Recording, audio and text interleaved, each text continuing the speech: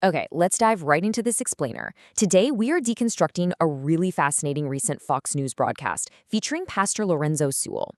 We're going to look at exactly how deeply personal theology is being used to interpret national history and ultimately validate modern political movements. It's a pretty striking example of modern rhetoric, and we're going to break down the underlying logic piece by piece.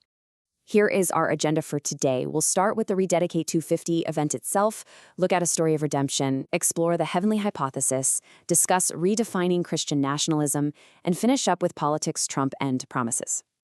Section 1. The Rededicate 250 event. Let's set the stage. So right off the bat, what's really fascinating about this Rededicate 250 event is how it's explicitly framed by the host.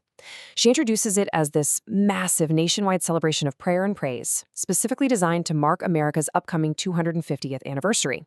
But here's the crucial part. It is purposefully billed as a gathering of major political and faith leaders together. So from the very first second, the stage is intentionally set to intertwine civic milestones with religious dedication. It completely sets the tone for the rest of the conversation. Section 2. A story of redemption. Let's look at the micro view. Before making sweeping claims about the nation, Pastor Sewall grounds his authority in his own, deeply personal and, honestly, pretty extreme life story. He talks openly about his past, dealing with the trauma of a father in prison for murder and the tragic death of his younger brother. He even describes himself during that time as a street pharmacist in Daytona Beach, literally selling drugs and cutting himself during spring break. But then he says a simple act of someone praying for him sparked this massive pivot. Compare that past to his present reality, a prominent pastor who has literally prayed over a president at the White House. He uses this stark contrast to demonstrate what he firmly believes is the undeniable, transformative power of faith. And that brings us to this specific quote: "We can be in a crock house or the White House." Now, this isn't just some catchy soundbite. It is the core thesis of his entire worldview.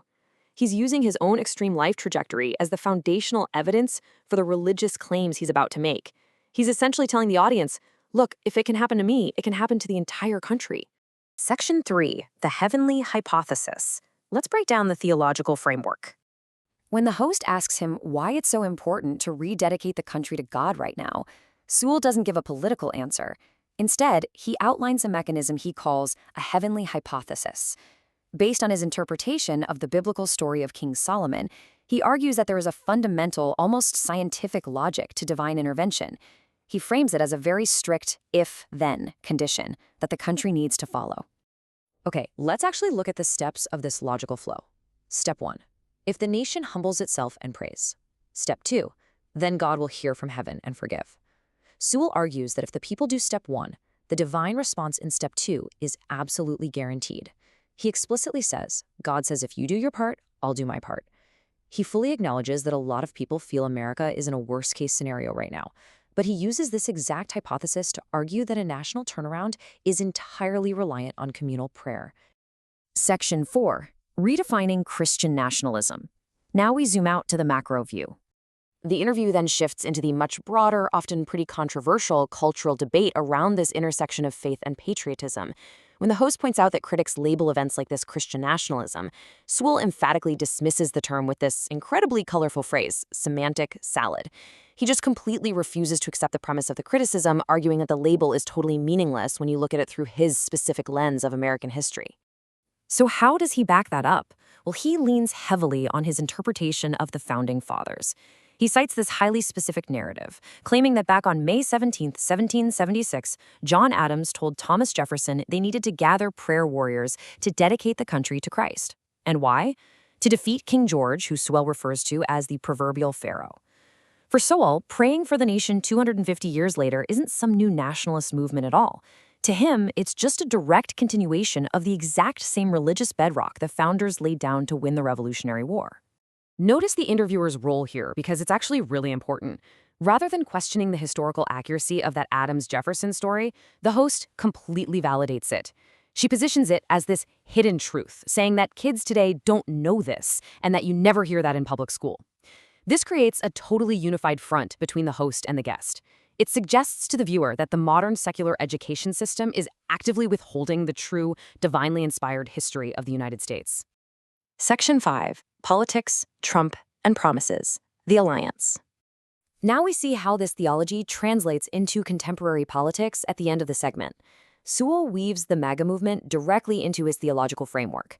He argues that while people might just think about President Trump when they hear MAGA, the actual greatness of the country gives glory to God.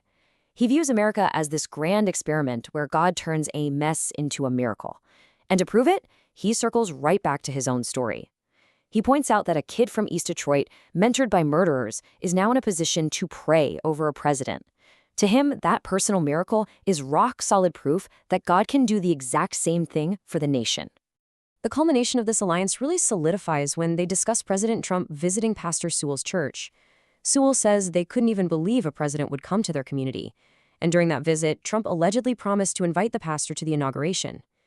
Sewall sums up the whole interaction using a deeply familiar political mantra: promises made, promises kept. In that one single phrase, you see the complete fusion of religious validation and political slogan.